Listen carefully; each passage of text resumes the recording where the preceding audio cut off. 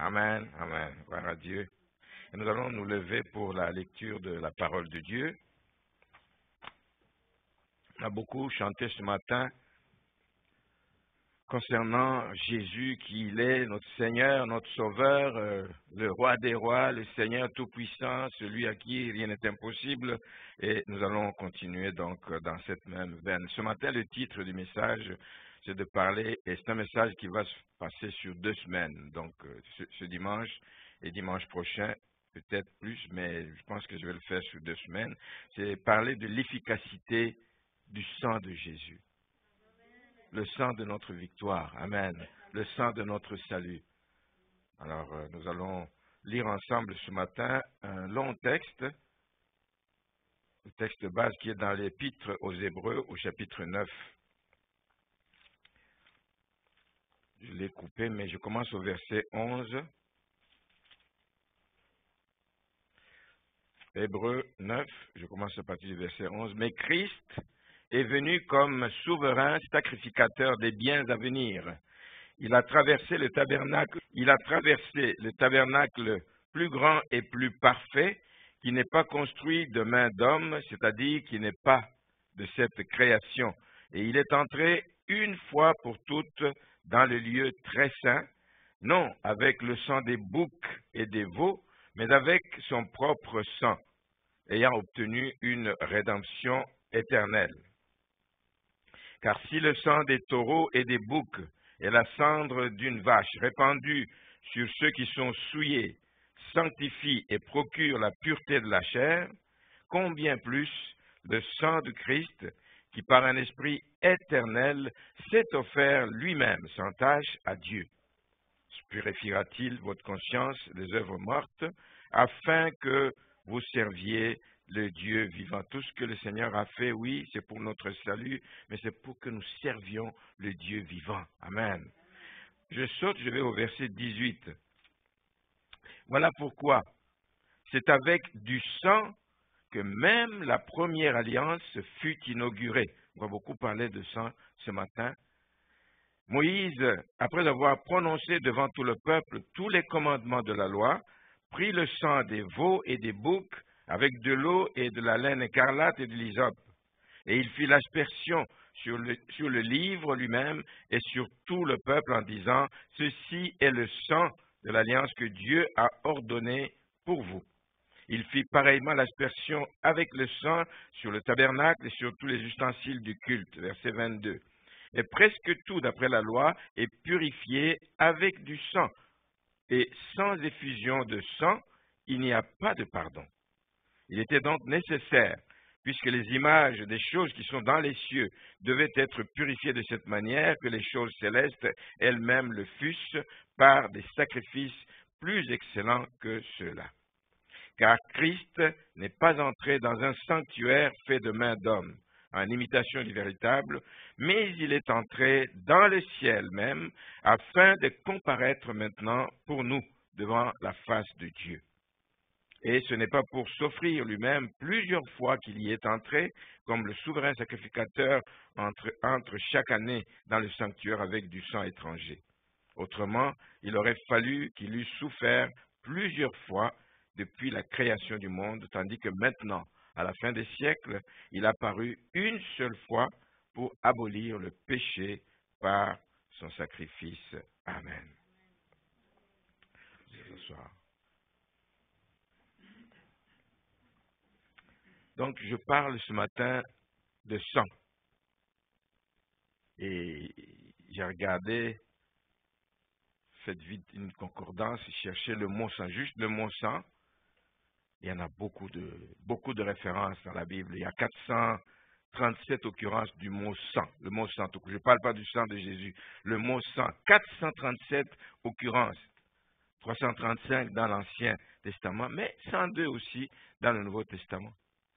Si on doit comparer ça en termes de versets, il y a quand même 283 versets dans l'Ancien Testament et 92. Donc c'est beaucoup de fois qu'on évoque le terme sang dans la Bible. Et ce sont des passages qui nous parlent, comme vous pouvez le savoir, ça nous parle aussi bien du sang des animaux, on a beaucoup parlé de boucs, de veaux, etc., du sang des animaux, ça parle aussi du sang des humains, parce que le sang des hommes a été versé, mais ça parle également du sang de Christ. Et ici, ce matin, je n'ai pas l'intention, ni dimanche prochain, de parler du sang humain quand il est versé injustement. Ce n'est pas du tout mon intention de parler de ça, parce que c'est une abomination, tout simplement, aux yeux de Dieu. Mais malheureusement, on sait qu'à travers le monde, il y a encore beaucoup de places, beaucoup d'endroits où les gens versent le sang humain, soit à des divinités pour la recherche de pouvoir, à la recherche d'élévation, à la recherche d'influence. Il y a des gens encore aujourd'hui qui font des sacrifices humains à travers le monde. Mais ce que les gens oublient toujours, c'est que ces pratiques souillent.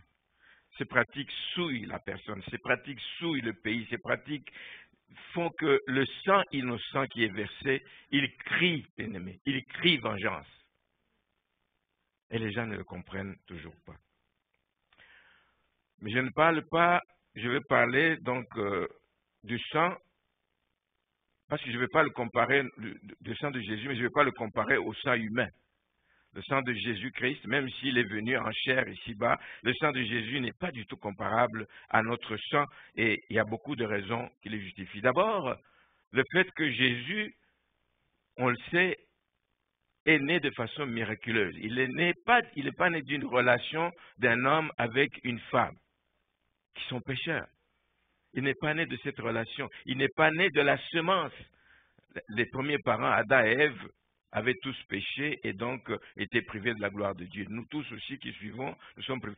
Heureusement que Jésus est venu pour nous libérer de cette condamnation éternelle. Mais Jésus a été conçu par l'action du Saint-Esprit. Il a été conçu pas par la semence d'un homme, mais par l'action du Saint-Esprit. On sait également que, de par sa nature, justement, il n'a commis aucun péché.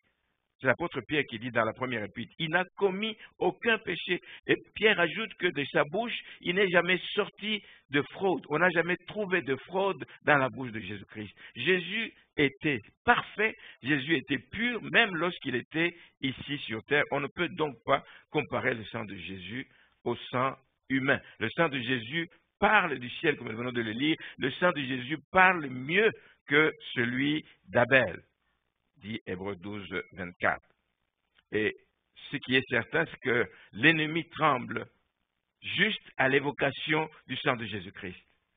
Quand on parle du sang de Jésus-Christ, parce qu'il y a le pouvoir, il y a une puissance dans le sang de Jésus-Christ. Quand on évoque le sang de Jésus, l'ennemi tremble. Il y a vraiment une puissance extraordinaire dans le sang de Jésus-Christ, parce que c'est un sang précieux. C'est un sang qui a un prix important aux yeux de Dieu.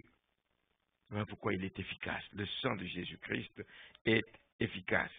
Alors, ce matin, je vais parler plus des généralités sur le sang, mais c'est dimanche prochain que j'aimerais parler sur les bénéfices. Pour nous, les bénéfices, et il y en a plusieurs, les bénéfices qu'il y a dans le sang de Jésus-Christ.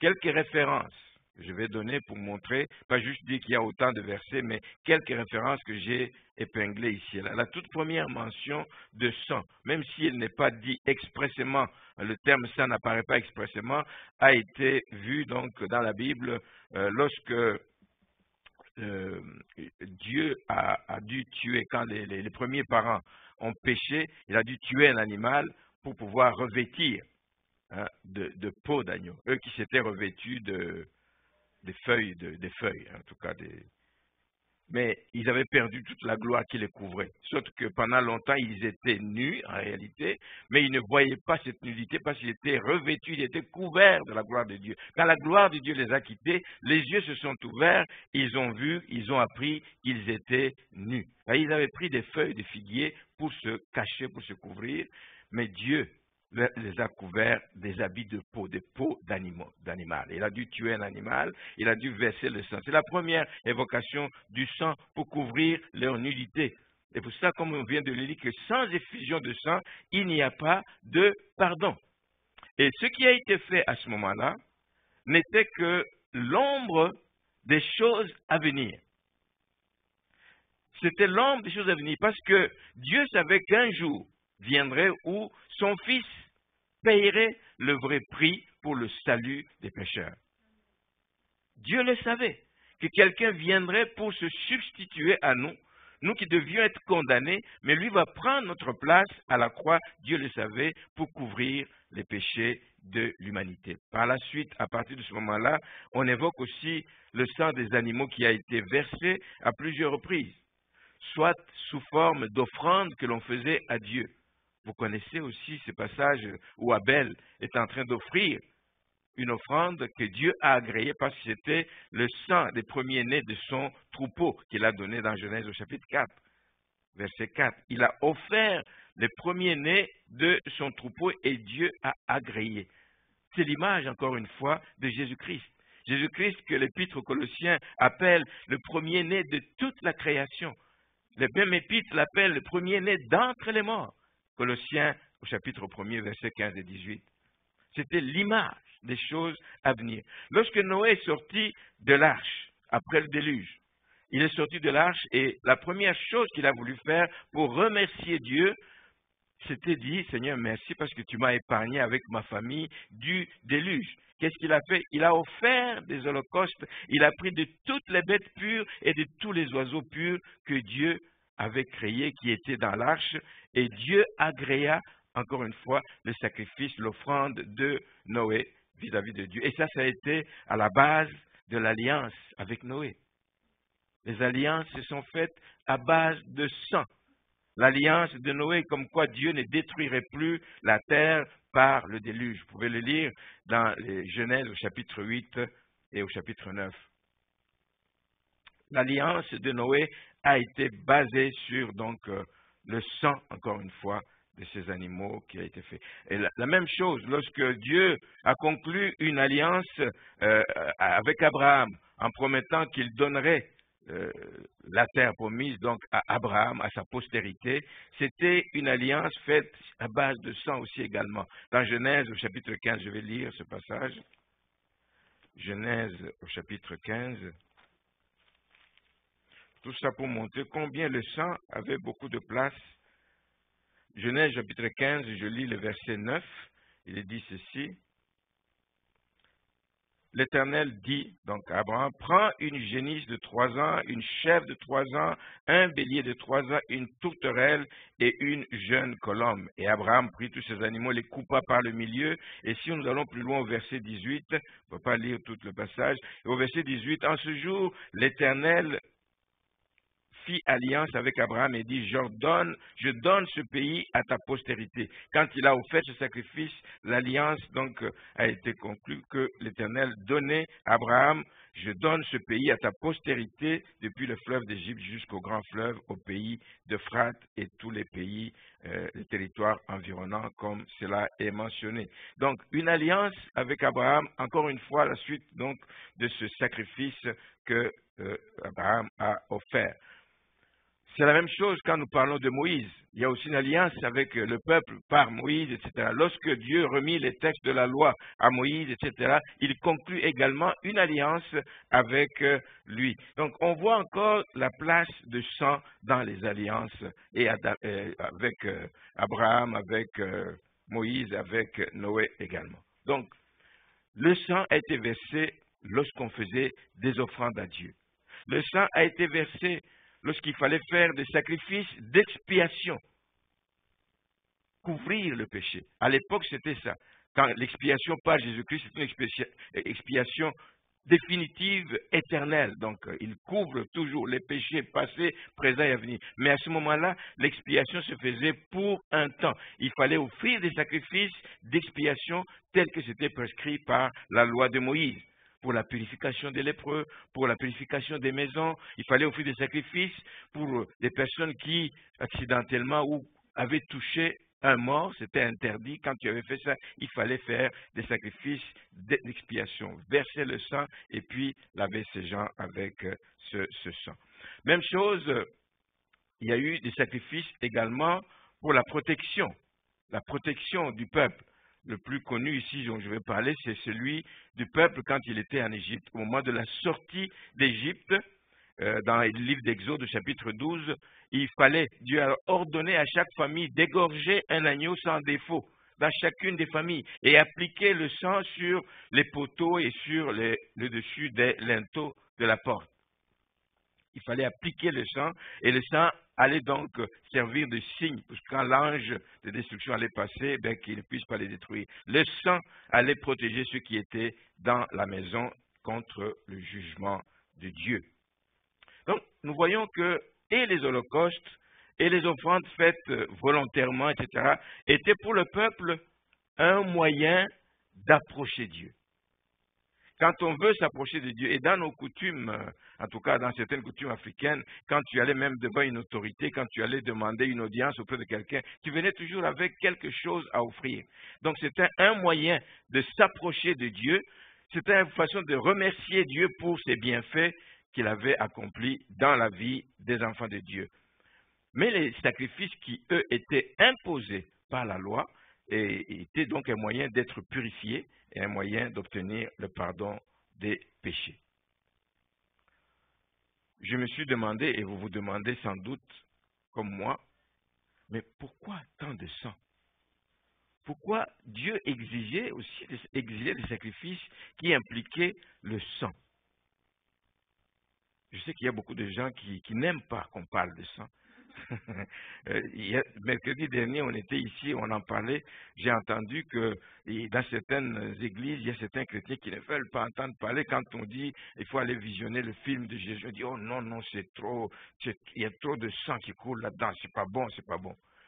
Dans certaines églises même, il paraît qu'ils ont banni de leur répertoire de chants les chants qui parlent de sang de Jésus.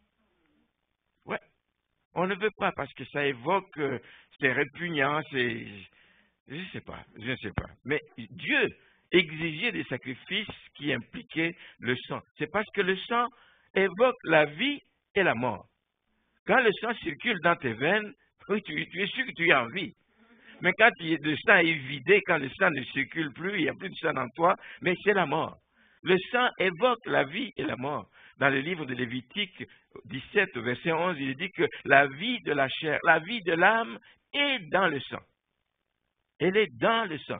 Même si l'homme n'aime pas voir le sang couler, même si on ne veut pas ça, parce que c'est quelque chose de repoussant, c'est une scène macabre pour certains, etc. Mais Dieu a voulu montrer que sans effusion de sang, il n'y a pas de pardon possible. Il n'y a pas de réconciliation possible avec Dieu. C'est vraiment le message fort. Dieu donnait la valeur au sang. Il a voulu que les hommes apprennent combien le péché est en horreur aux yeux de Dieu. Et que pour réparer ces fautes, il fallait que le sang coule. Alors, si vous ne voulez pas voir le sang couler, il faut donc éviter le péché.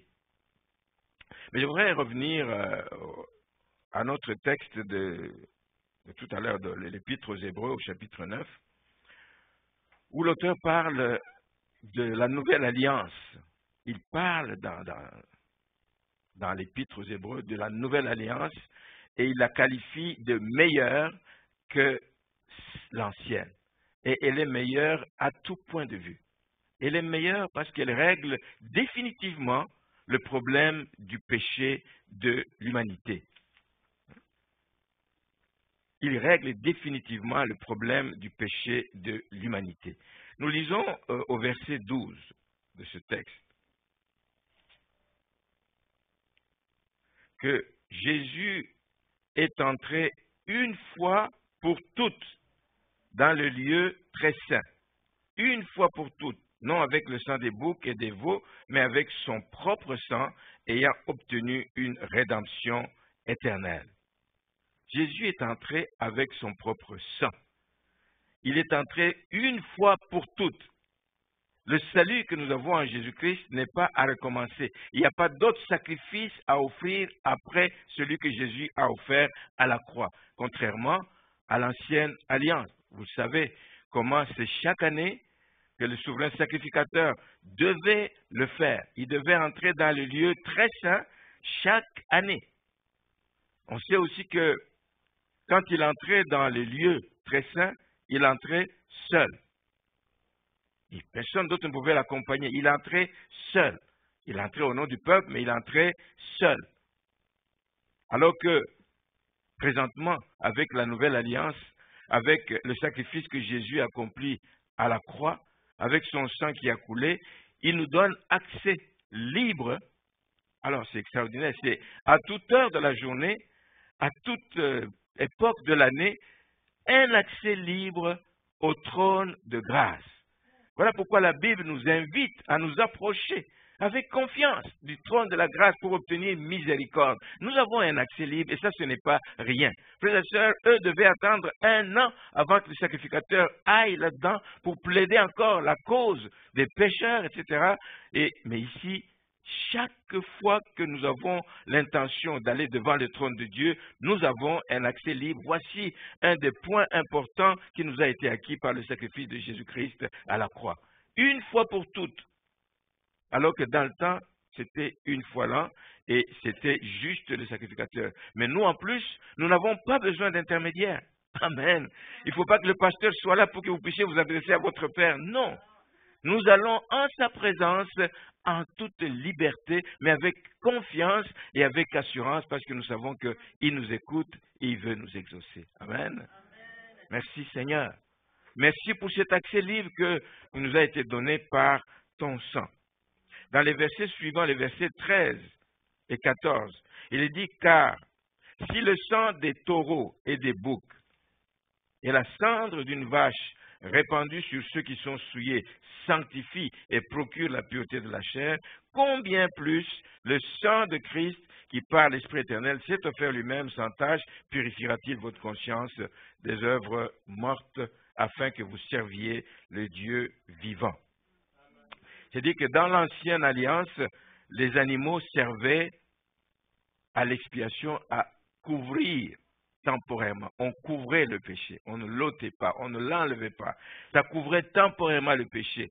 Ça servait aussi à la purification des corps. Ça veut dire que chaque fois que le corps était souillé, il fallait encore recommencer à le purifier. Ça servait à la purification des corps. Il fallait répéter ces actions continuellement. Alors que dans la nouvelle alliance, le sang de Jésus-Christ ôte le péché de façon permanente.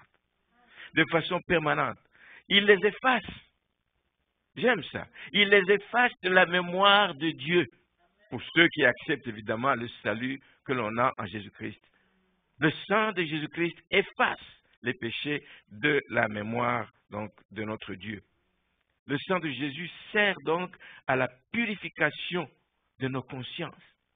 Purifier notre conscience, c'est seulement avec une conscience purifiée qu'on peut servir Dieu.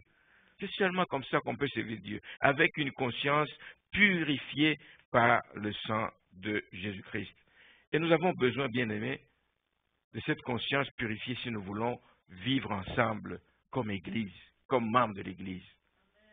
Nous avons besoin de cette conscience purifiée si nous voulons servir le Seigneur ensemble, dans l'unité.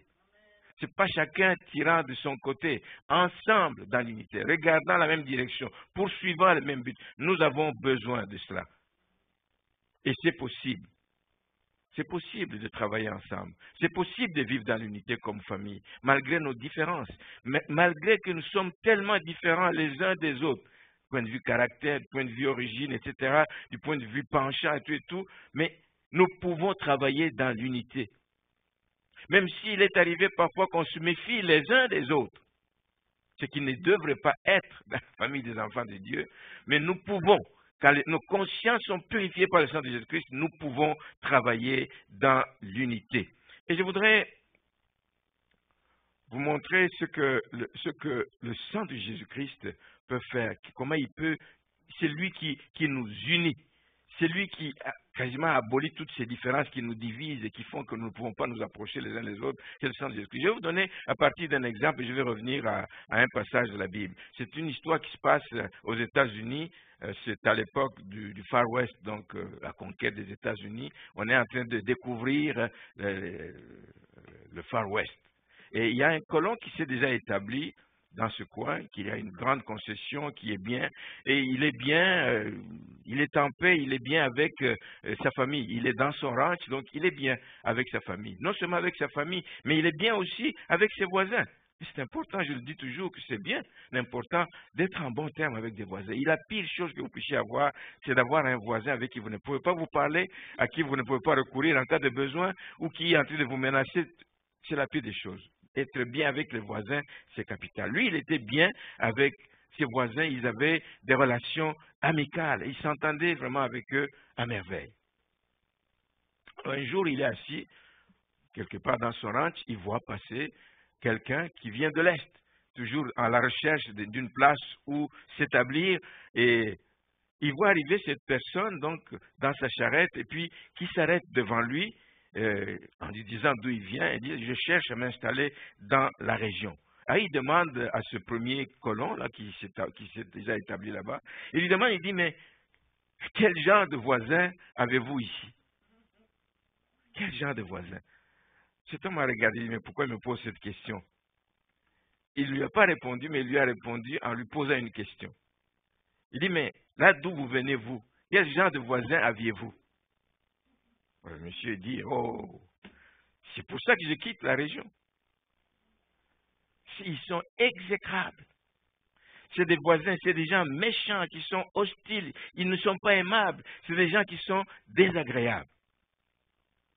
Alors un homme sage, ce voisin dit, ce premier colon dit, avoir une telle personne à côté de nous ici, nous risquons d'avoir des problèmes. Il lui a dit, tu sais quoi, je ne te surprendrai pas. Tu risques d'avoir le même type de voisins que tu avais là-bas. Tu risques d'avoir les mêmes ici.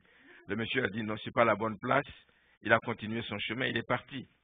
Quelques jours après, un autre, c'était la période des conquêtes, donc il y avait beaucoup de gens qui circulaient. Un autre passe et il lui demande la même question.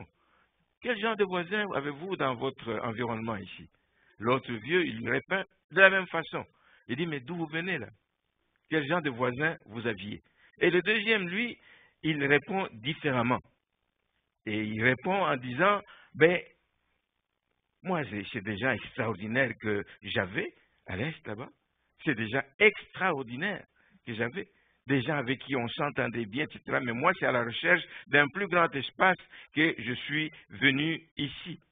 C'était des voisins gentils, c'était des voisins aimables, les plus aimables du monde. Et je m'attache à eux, etc. Mais je suis obligé de quitter pour cette raison. Alors le colon lui répond, comme vous pouvez vous attendre, il dit, mais vous savez quoi?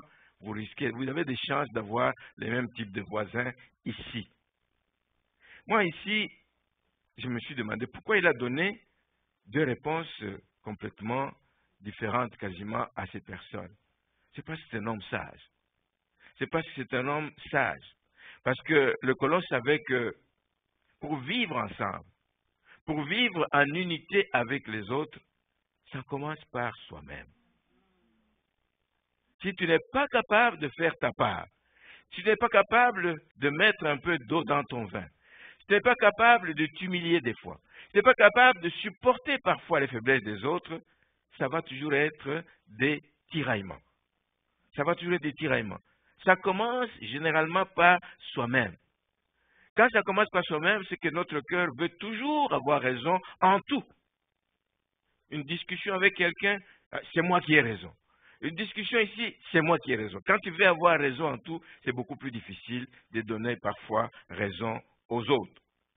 Donc si le premier se disputait avec ses voisins à l'Est, il fera probablement la même chose à l'Ouest. Pas intérêt à la voir. Mais si le voisin du deuxième était aimable et gentil avec lui, c'est probablement parce que lui les respectait.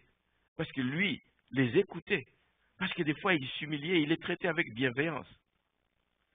C'est un peu ça la leçon. Et ça me fait penser justement à ce passage de ce que Christ, avec le sacrifice de la croix, a fait. Et Paul en parle aux chrétiens d'Éphèse, dans Éphésiens au chapitre 2, où il leur montre ce qu'ils étaient avant de connaître le Seigneur. Ils étaient ce qu'ils étaient avant de rencontrer Christ. Ils étaient païens, ils étaient incirconcis, étrangers aux alliances de la promesse. Voilà ce qu'ils étaient avant. Et comment le sang de Christ les a rapprochés. On lit ça au verset 13.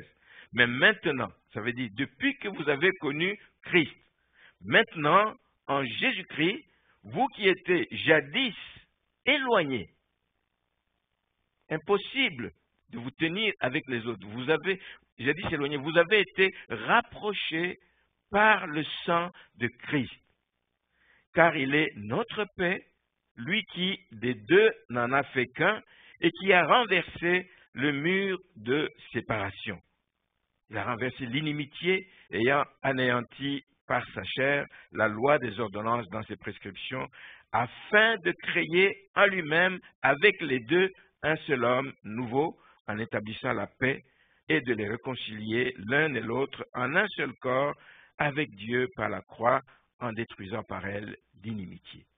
Une formulation compliquée, mais c'est pour montrer juste que c'est par l'œuvre de la croix que Dieu nous a rapprochés les uns des autres. Si aujourd'hui je vous appelle ma sœur, je vous appelle mon frère, etc., c'est parce que le sang nous a rapprochés.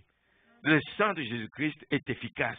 Il rapproche les anciens ennemis. Il rapproche des gens qui ne pouvaient pas se parler avant. Il rapproche des gens qui n'ont aucun lien. Moi, quand je suis venu ici, il y a des gens qui disaient, oui, il va dans un pays qu'il ne connaît pas, il ne connaît personne. Mais j'ai trouvé des gens, parce que nous avons été rapprochés par le sang de Jésus-Christ, nous évoluons ensemble. Voici l'efficacité du sang de Jésus-Christ. Merci Seigneur. Et je crois que ce même sang, c'est lui qui fait que nous puissions travailler ensemble. C'est le sang de Jésus-Christ qui fait. Et l'unité, c'est une force dans une église, mais l'unité, c'est un choix. C'est un choix. Tu peux vivre dans l'église, être membre d'une église, mais vivre ta vie à part. Tu viens au culte, tu pars. Tu ne salues personne, tu ne connais le nom de personne, tu ne t'intéresses à personne, tu ne pries pour personne, ou tu pries en général. Je prie pour l'église. Non, priez pour des gens individuellement, parce que vous les connaissez, parce que vous les aimez. Amen. Aborder les gens, parler avec les gens. L'unité est une force dans l'Église et c'est un choix que nous avons. Mais je sais que ce n'est pas quelque chose de facile.